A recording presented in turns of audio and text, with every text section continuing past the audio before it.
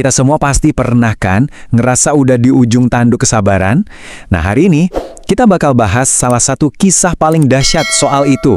Kisahnya Nabi Yunus. Ini soal iman, soal putus asa, dan soal pengampunan yang datangnya bener-bener nggak terduga. Iya kan? Pasti ada batasnya. Momen dimana kita bilang, udah cukup, nyerah aja deh. Pertanyaan ini nih yang jadi jantung dari perjalanannya Nabi Yunus.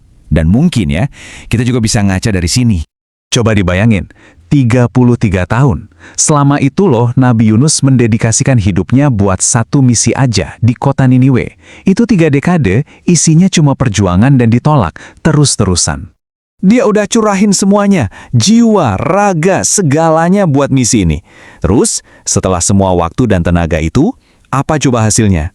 Siap-siap kaget ya, karena ini benar-benar di luar dugaan. Cuma dua orang aja setelah 33 tahun dakwah ke lebih dari 100.000 orang, pengikutnya cuma 2. Gila kan? Kegagalan kayak gini bisa bikin siapa aja hancur semangatnya. Nah, dari sinilah cerita yang sesungguhnya baru dimulai. Oke, kita mundur dikit dulu ya. Jadi ceritanya, Allah ngutus Nabi Yunus ke Niniwe. Kota ini tuh metropolis, kaya raya, tapi keras kepalanya minta ampun. Jadi ya, dari awal misinya udah kayak nabrak tembok tebel banget. Niniwe ini bukan sembarang kota loh, ini pusat ekonomi, penduduknya 100.000 lebih. Tapi, yaitu, kekayaan bikin mereka jadi sombong. Tuhan ditinggalin, dan tiap rumah isinya patung berhala. Kebayang nggak? Ini medan perang spiritual yang harus dihadapi Nabi Yunus sendirian. Nah, sekarang kita masuk ke intinya nih. 33 tahun penolakan, terus-menerus. Ini bukan lagi soal keras kepala, tapi udah jadi pertarungan antara harapan dari Tuhan dan rasa putus asa seorang manusia. Jadi kontras banget kan? Di satu sisi, Nabi Yunus datang baik-baik, pakai logika, ngajak mereka nyembah satu Tuhan. Balasannya apa? Cuma cemoohan. Mereka bilang, kami sih ngikutin nenek moyang aja. Terus kamu itu siapa? Orang asing, sok ngajarin kami. Malah, mereka nantangin terang-terangan buat datengin azab. Kebayang nggak sih? Nah, ini dia titik kritisnya. Karena udah ngerasa putus asa dan kalah, Nabi Yunus ngambil keputusan besar. Dia ngasih peringatan ke kota itu, katanya azab bakal datang 3 hari lagi, terus dia pergi. Masalahnya apa? Dia pergi gitu aja, tanpa nunggu izin dari Allah. Buat seorang nabi ini pelanggaran berat. Dan keputusannya itu langsung jadi pemicu rentetan kejadian berikutnya. Dia naik kapal, mungkin mikirnya bisa kabur dari semua masalah. Tapi ya, takdir berkata lain. Badai yang datang setelah itu bukan kebetulan sama sekali. Itu adalah akibat langsung dari perbuatannya. Situasi di kapal langsung tegang banget. Badainya ganas sampai-sampai kapalnya hampir pecah. Semua barang-barang udah dilempar ke laut, tapi nggak ngaruh. Akhirnya kapten kapal dalam keputusasaannya bilang, kita harus korbanin 1 orang buat nenangin laut. Dan cara milihnya pakai undian. Jadi diundilah 1 persatu. Dan di antara semua orang di kapal itu, nama yang keluar pertama kali adalah Yunus. Tapi awak kapal yang lain ngerasa nggak tega, mereka nggak percaya. Jadi mereka mutusin buat ngulang undiannya. Mereka coba lagi undian kedua. Harapannya ya nama lain yang keluar.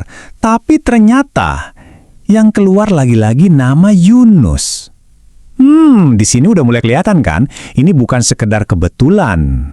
Dan untuk yang ketiga kalinya, nama yang keluar tetap sama, Yunus. Udah nggak bisa dibantah lagi, ini jelas kehendaknya. Nabi Yunus pun sadar betul, ini konsekuensi perbuatannya.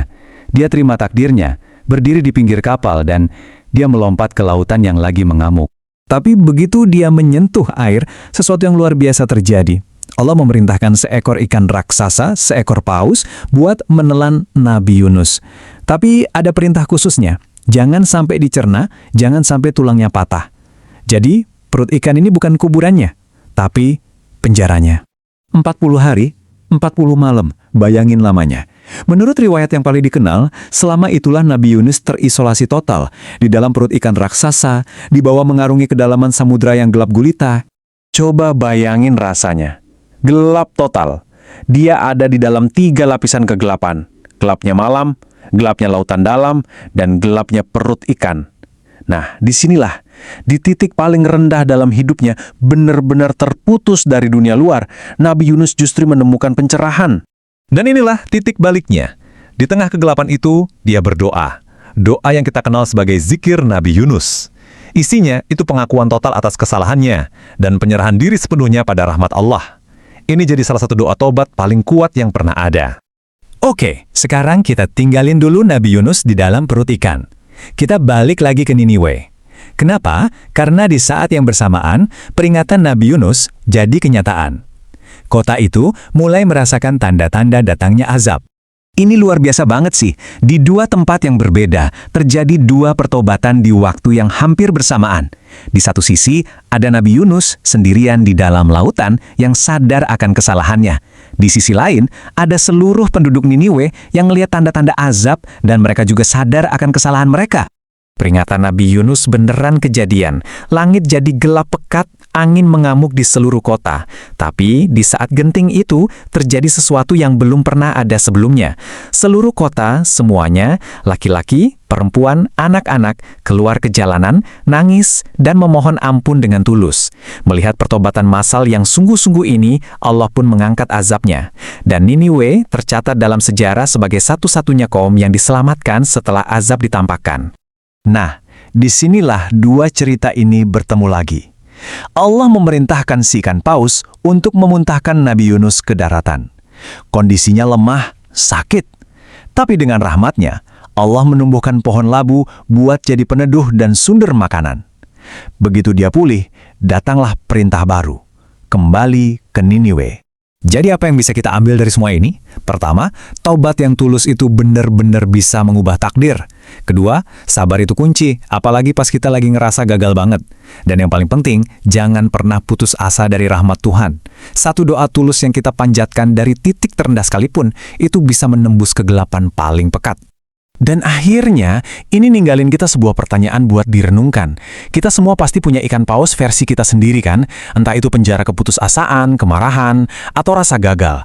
Kisah ini ngingetin kita, kalau jalan keluarnya itu bukan dengan lari, tapi justru dengan melihat ke dalam diri, ngakuin kesalahan kita, dan terus mencari cahaya, bahkan di tempat yang paling gelap sekalipun.